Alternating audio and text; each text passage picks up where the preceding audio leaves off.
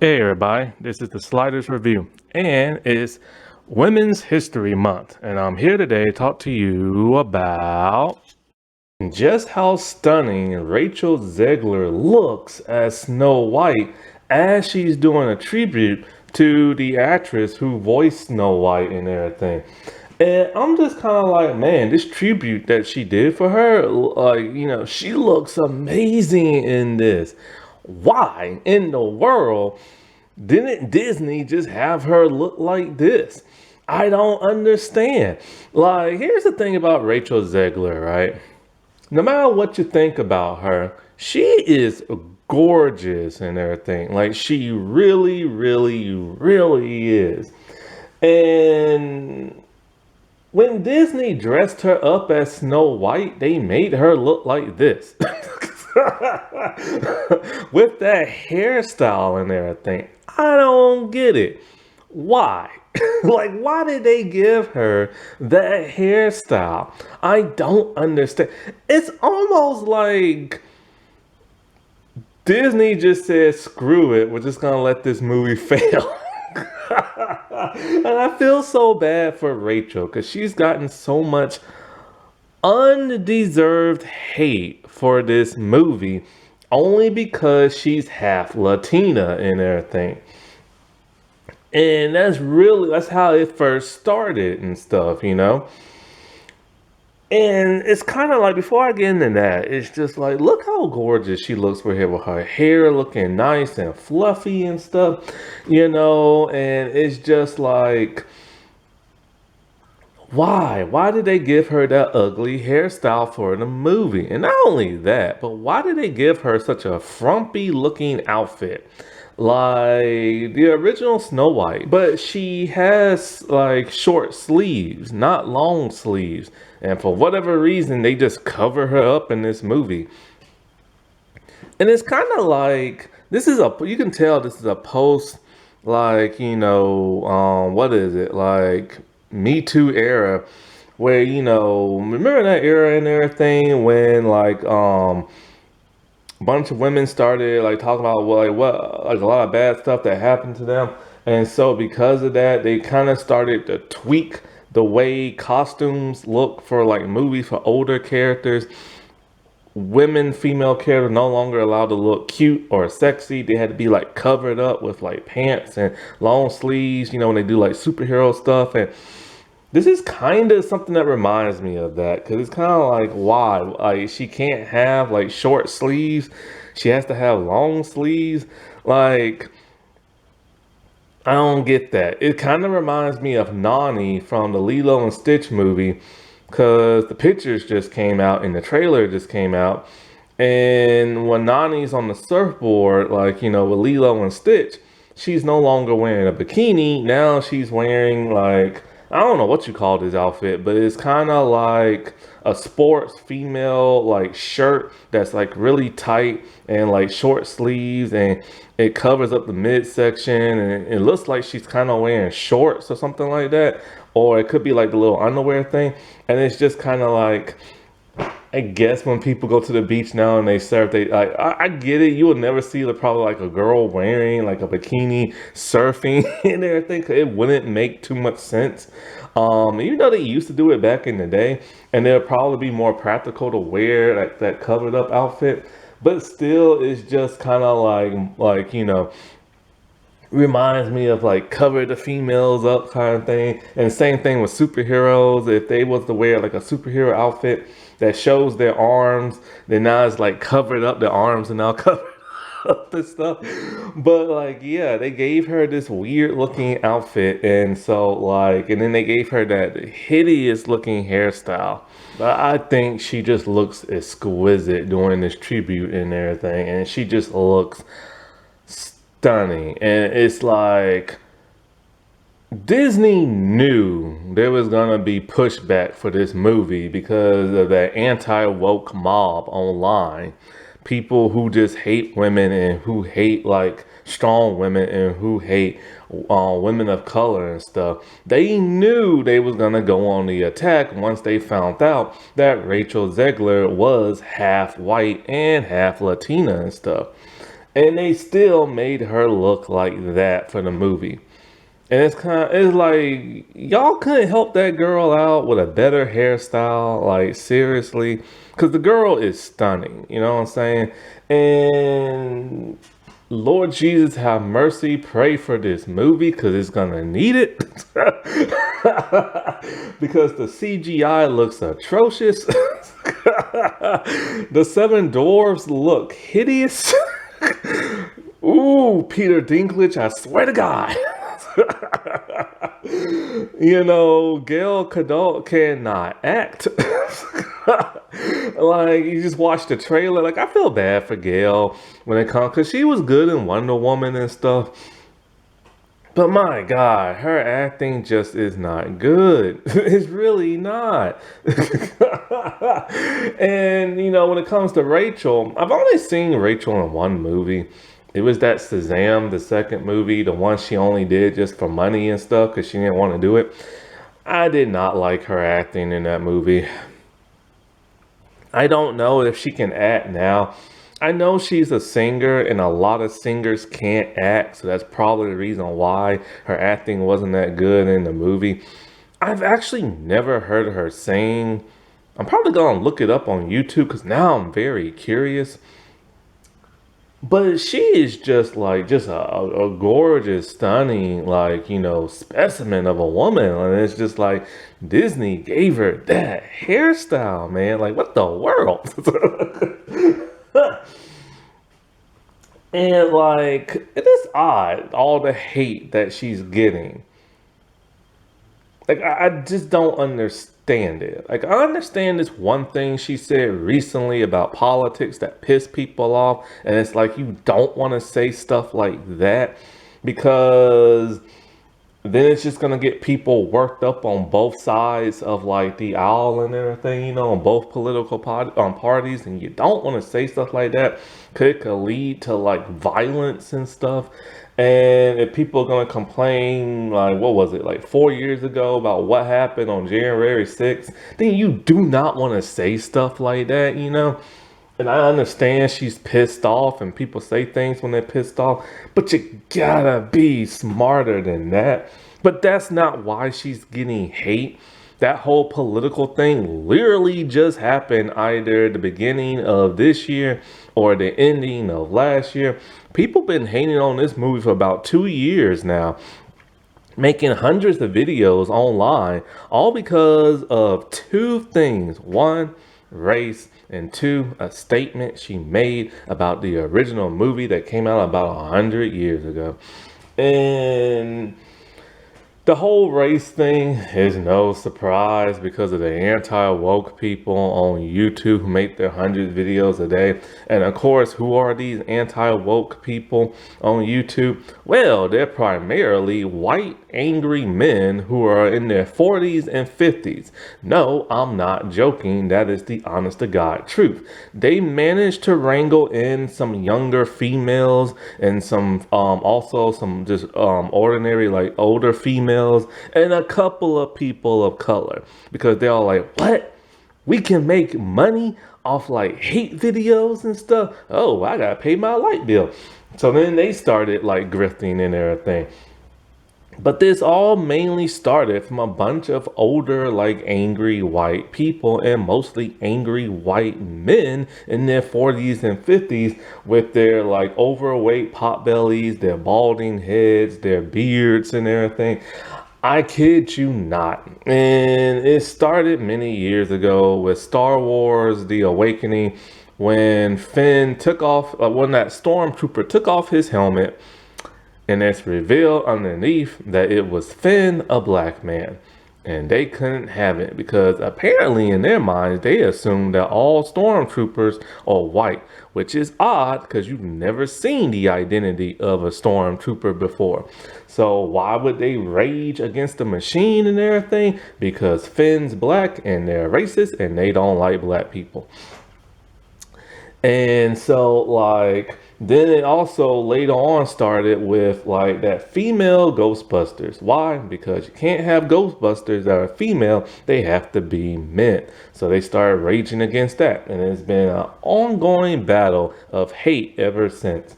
And, Disney saw what happened with the Little Mermaid when they cast a black girl to play like a fictional white mermaid.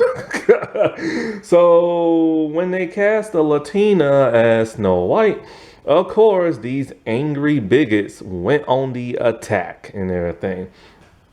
And they've been doing it for 2 years.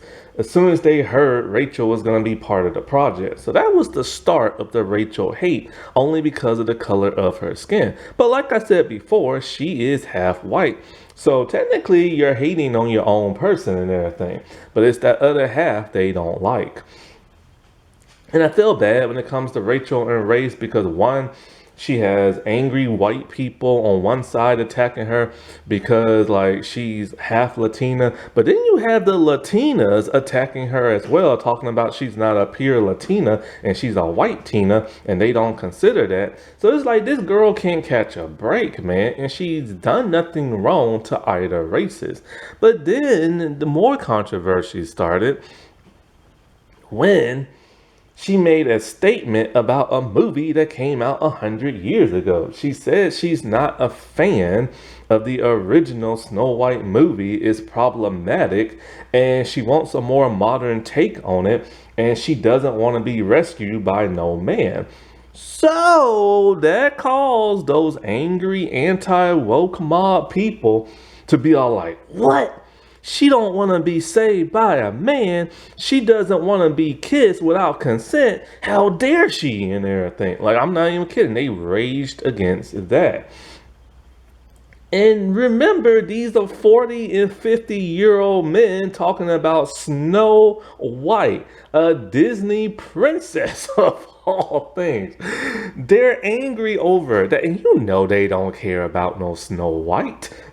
And what she said about the original movie is true. It is problematic because it was made over 100 years ago and stuff. You have a bunch of short people with dwarfism singing the hi-ho song, and that's offensive to people with dwarfism and stuff.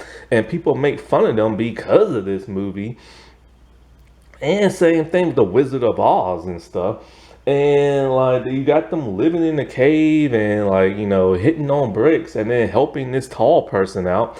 And that's something that Peter Dinklage was talking about, was he was upset that the movie is progressive in one aspect, that you have a Latino Snow White, but it's still regressive in the fact that like you have a bunch of people in dwarfism living in a cave singing hi-ho and everything. So Disney panicked and they did what they did with the Thors and stuff. And it's just an abomination. So anyway. But then with the problematic stuff also with Snow White is that the fact that, she does get kissed by a prince and there's no consent. And it's supposed to be a romantic gesture of, oh, isn't that beautiful? He loves her so much that only true love's kiss can wake her up. And he kisses her and she wakes up and then they fall in love and they get married. It's supposed to be a romantic thing. But when you actually look at it through a fine lens, which people have done with Disney movies before, it's kind of gross and messed up because, he did kiss her without consent and everything. And Disney movies of the past are very problematic when it comes to the Me Too era and stuff. At one point, I wanted to make a video on that and talk about how Disney movies actually brainwash people into committing like sex crimes and stuff because they really do. And one day I might make that in the future. I'm just too busy right now, but you gotta stop and think about it. Like, take the Little Mermaid. You have Ariel who saves the prince, and then when he gets a glimpse of her, he tells his like colleague that, I don't know who this girl is, but I'm gonna find her and I'm gonna marry her. And it's just kind of like, oh, so you just gonna impose yourself on her and like marry her without her permission? And that's the literal line. He's gonna find her. He says, I'm gonna find her and I'm gonna marry her. That's the literal line from the movie. And it's just kind of like, dude, you so impulsive and everything. And that's kind of creepy stalkerish and everything. Like, if you think about it, he's like a stalker and everything. Then you have her, the octopus lady's all like, all right, look, I'll give you some legs, I'll take your voice, and if you can make this dude fall in love with you and get a kiss, I'll give you your voice back. So it's kind of like, really? So your only purpose of, like, kissing this dude and falling in love with him is so you can get your voice back and keep your legs and everything. And it's kind of like, where's the consent in that? It's like, these Disney movies are messed up. Then you have like Aladdin, a poor boy who wants nothing more but to be rich. So the genie makes him a prince so he can marry the princess and trick her into marrying him so he can be rich and never be poor again. That's the literal freaking message. And I kid you not. Then you have Lilo and Stitch. Stitch is technically a convicted felon, even though he really hasn't done nothing wrong, but he was created to be the ultimate weapon to destroy stuff and wreak havoc. So they arrested him for that. And so he escaped, which makes him an escape like convict and everything, even though he's technically never done anything wrong other than stealing that cruiser, which that's a crime. And he finds a little girl, and he has them adopt him.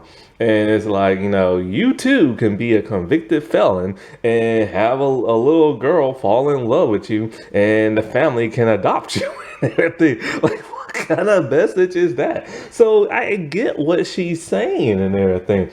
These movies are problematic, and they was written in a completely different time where people were simple-minded in the head, and like, she doesn't want like this female character to be rescued by a man. She wants equal footing, similar to that Little Mermaid movie. So of course you had the angry bigots pissed about that. But then you had normal people who are like females who grew up on these Disney movies, and they're all like, well, we don't want nothing changed either. We want the female to be the damsel in distress. Wait, what?